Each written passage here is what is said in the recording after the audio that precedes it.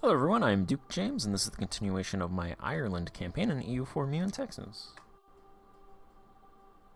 Alright, so I looked. Butler has Miltech 14. Munster has Miltech 13. They're dragging me down. Theoretically, I could annex these guys and then release new vassals, so that they would be on Miltech 17, but I think I'd lose the cores, so I'm a little hesitant to do that, but I might eventually. We'll see. For now, though, we should still be able to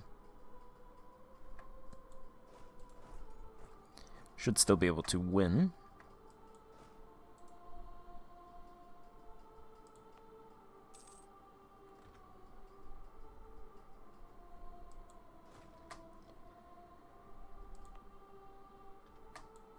You know what? I like them attacking here because they get dice roll for attacker -1. Looks like they're still going to land here. That's fine too. The thing is, if they land here, there's more combat width. If they land here, they get -1 dice roll for attackers. So they both have benefits.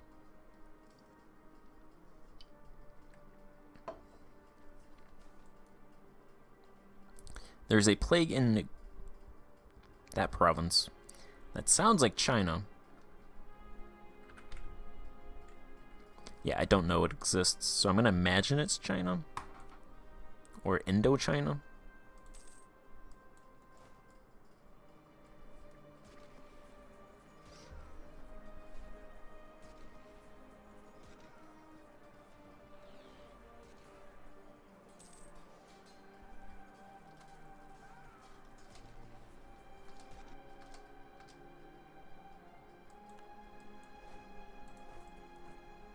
Alright, we won that fight. No stack wipe, but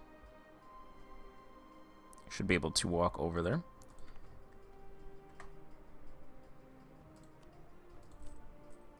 The other thing is I want to build a fort here. I think I'll wait till after the war, though. And then I'll just keep it at half maintenance until we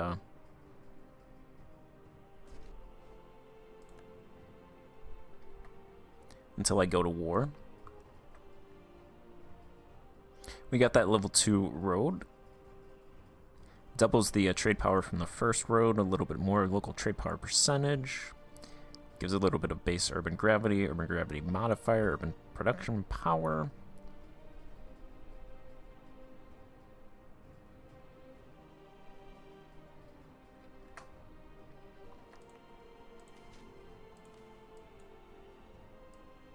No, let's just go ahead and do that now. We'll build that fort. That fort should give... It does reduce my maximum manpower by 1,000, but my maximum manpower is 15,000, so... It doesn't hurt as much as if it was earlier. And then that will give some urban gravity. It'll give 1 point of base urban gravity and 10% urban gravity modifier.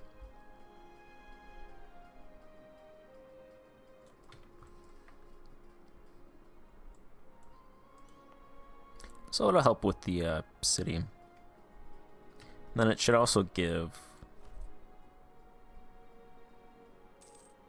I think it gives army tradition for having... That's if I have it fully maintained. So it should give army tradition and some unrest as well. Pay 96 ducats for the burghers to gain 5 loyalty. Alright.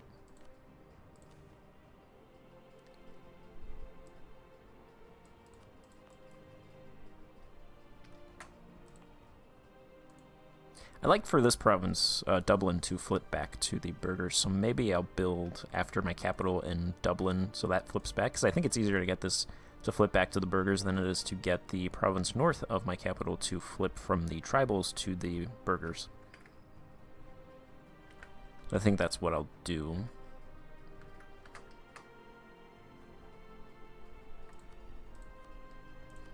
see, ducats, war ups. They'll pay ducats, they won't pay war ups. They need another failed landing to pay the,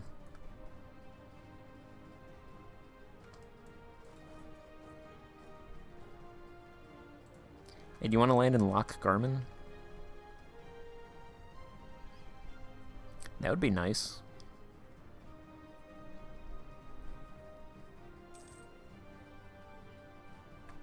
Theoretically, I could potentially invade England and take provinces after I destroy their entire army, but then again I can't because I don't have the ships, and as I've said in the past, the problem with taking provinces is I can hold off the English from invading. Just wanted to make sure they're not landing up here. They went somewhere else through up here for some reason. So I can hold off England from invading Ireland itself, but I can't hold off England from attacking provinces on their continent. So I'm a little hesitant to take those provinces because, let's say I take this province, England declares a war for this province, England captures this province, and then they get that taking war score from holding this province, and then I lose half of Ireland because I wouldn't be able to get this province back from them. So I'm going to try to ally France, or Castile. Neither of them are under their alliance limit. Brittany might get into a personal union with France. Generally that happens, so I could jump on France after that.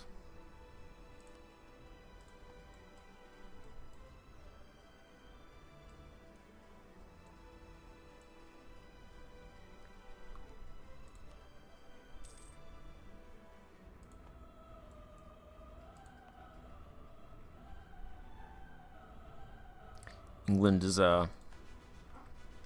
looks like they don't want to throw their remaining troops at me. They're building up more troops.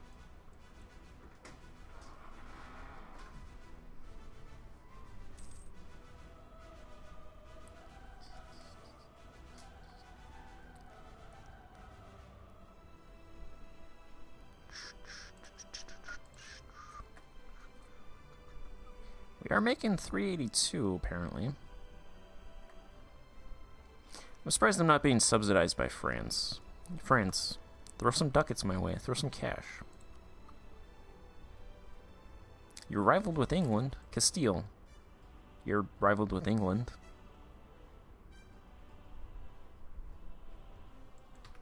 Throw some ducats my way.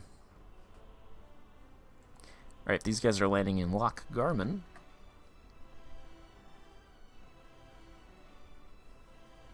They should lock to Loch Garman eventually.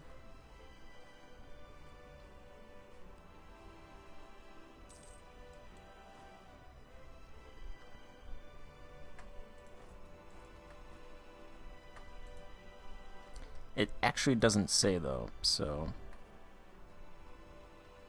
I scared him off.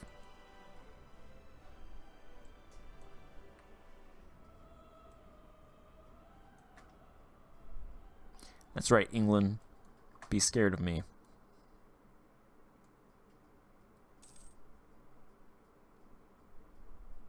Rest of the world? Hey, the Ottomans have finally decided to conquer Anatolia.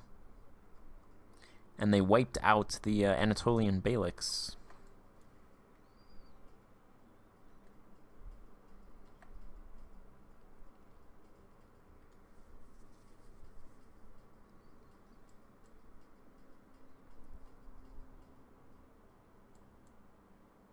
I don't know if there were troops on that ship, but they're going to go around all of England for some reason. Don't do that, England. The Spanish did that. Didn't work out well for them. They lost their entire invincible armada. Interesting fact about the Armada, Spanish Armada. Most of the ships were not lost in battle, they were lost in storms afterwards. Because they had to, like, sail the long way around England. And they got wrecked in storms. I guess that's pretty commonly known, that storm destroyed the ships. But I was thinking that the English actually did most of the destruction, but no. That's another reason why the English Empire overrated. I'm just gonna say it, overrated. Not great. I don't know if I've mentioned that in the past, but yeah, I think people overrate the English Empire.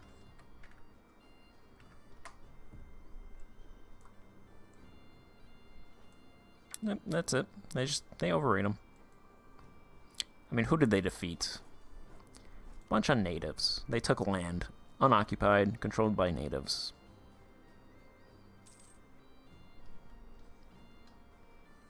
What did they hold in continental Europe? Nothing. They lost everything after the 100 Years' War, and they're like, you know what? We can't actually take any land in England and Europe, so we're going to take land from a bunch of people that are technologically inferior, or land that's empty.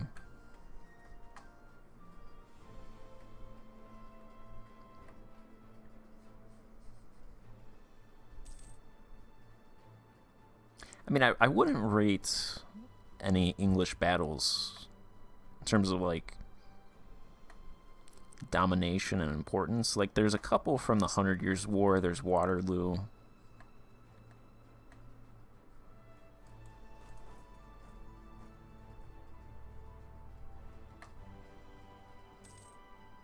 There's, yeah.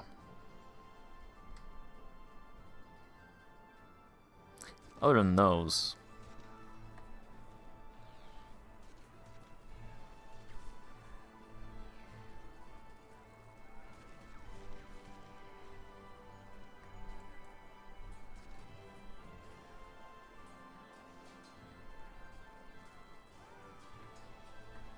overrated. That's all I'll say.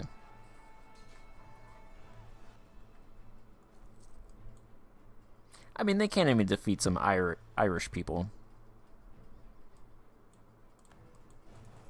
Another failed invasion.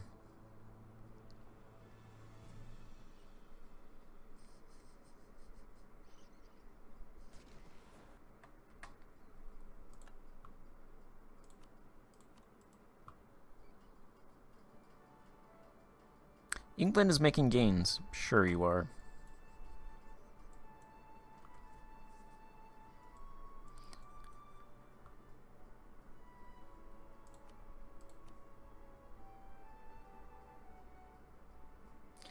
Alright, so war's done. Once that English making gains modifier goes away.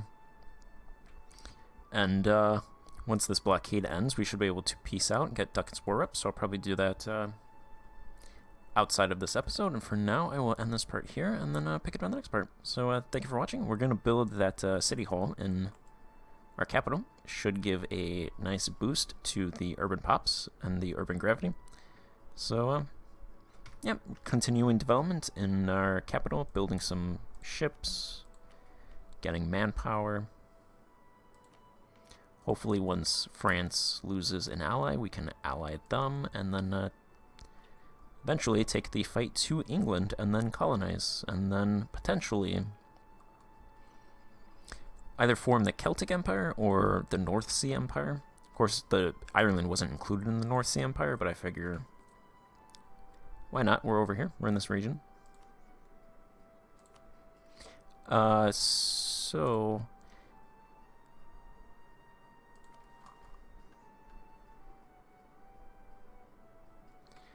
I think in order to form the Celtic Empire, we'd have to accept a cultural shift, which we would lose 5 stability. So I'm not sure if we're going to do that. It hurts. It hurts a lot. But we do have 3 stability, so maybe. We'll see. Alright, so I'm going to end this part here, and then I'll pick up in the next part. Thank you for watching. Hello everyone, I'm Duke James. This is the continuation of my Ireland campaign in EU4 Meiou and Taxes. So, as you may notice, the war is over. So we pieced them out. We took 700 ducats, war reps, and the Isle of Man, but I just sold the Isle of Man for 80 ducats. So we got about 800 ducats and war reps from them. So we have 123 ducats, so obviously I spent that. We built a City Hall rank 2 in our capital. So that should give a nice block of base urban gravity. Urban gravity is 91,000 right now, 50,000 urban pops in our capital Cork. Then we also built a rank 0 commune hall in the province north of the capital, and also the same building in Dublin. We also built a road in Dublin as well. So lots of town halls, got that urban gravity up. Get those urban pops. We have 14 lights now.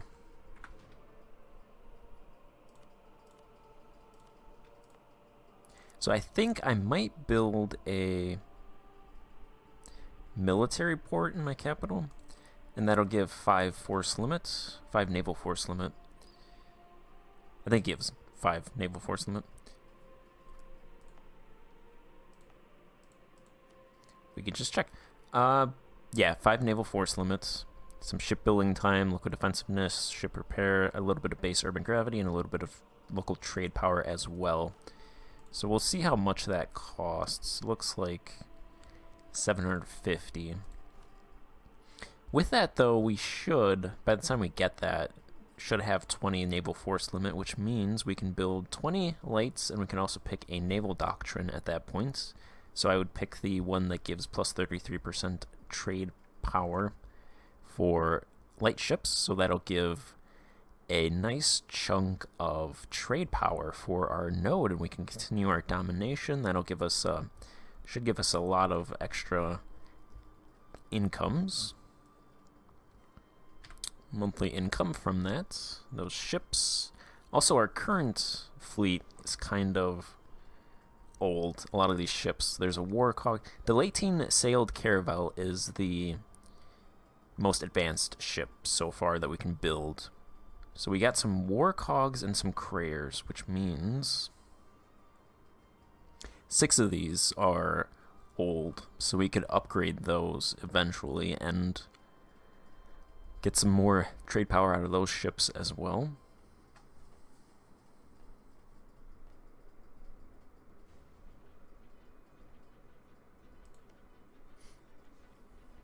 France is still allied with Brittany and Castile.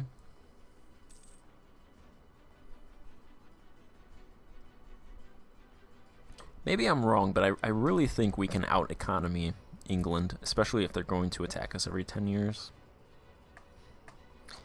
I think once we get to naval force limit 20, and our light fleet ship is upgraded, and we have that naval doctrine, we should be making a lot of money from trade. And from that point, it should be downhill from there. Our capital should be built up as well. We're making 11 ducats right now. There's also that castle in our capital, but we brought that down. There's that city hall. We have 5 urban production skill in our capital, so it's increasing.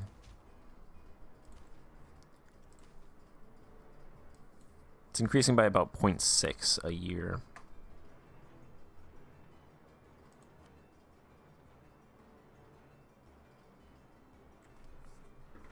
I think the next building will be a shipwright. Because I think with that, then we can build those trade ships and naval doctrine, etc. etc.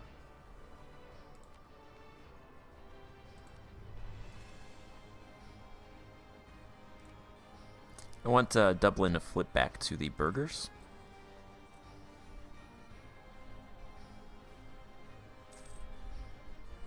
That would be nice. So we're actually making, with that favor from the lesser nobles, we can make 12 ducats and some change.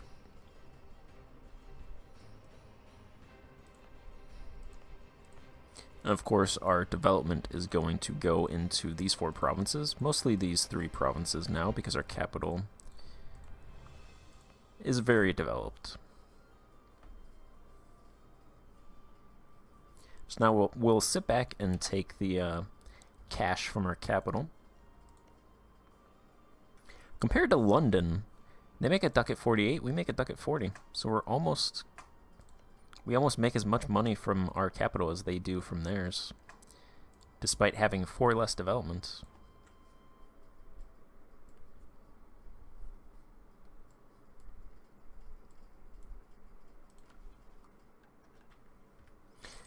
Yeah, that's pretty much it. I think the next idea will be naval, and then the next one after that will be exploration.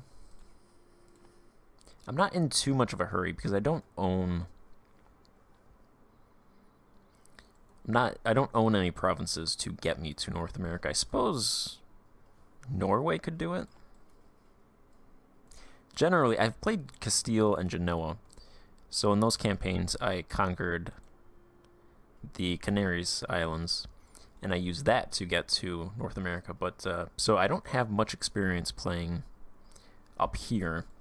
I think Norway should be able to go to North America because I want to start colonizing Canada first. Because I haven't checked it, but I think that flows directly into the North Sea node. So I'd get the most benefit from doing that first, and then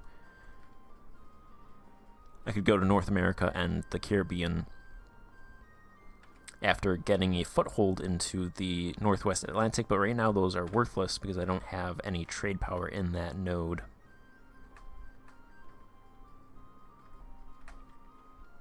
And naval is another idea. The next idea isn't horrible. I did start with naval, but then I dumped it.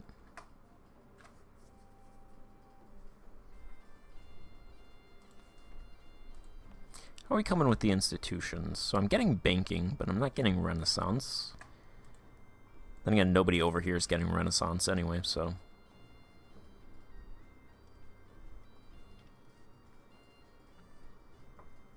Not even England is getting Renaissance.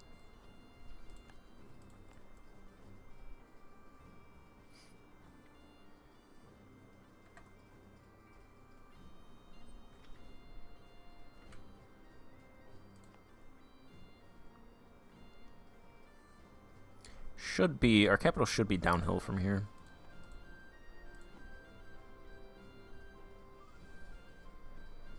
Farming efficiency sucks, but there's a lot of innate fertility, which is nice. Alright, we have that commune hall in Dublin.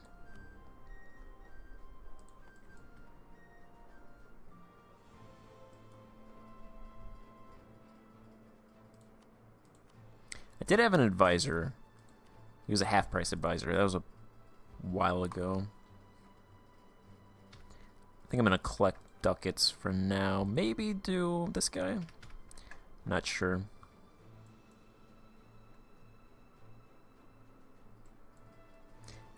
I like the idea of getting as many ducats as possible to kickstart our economy, which we're doing pretty good. You know, capital. It's good. We're starting to go into other provinces now.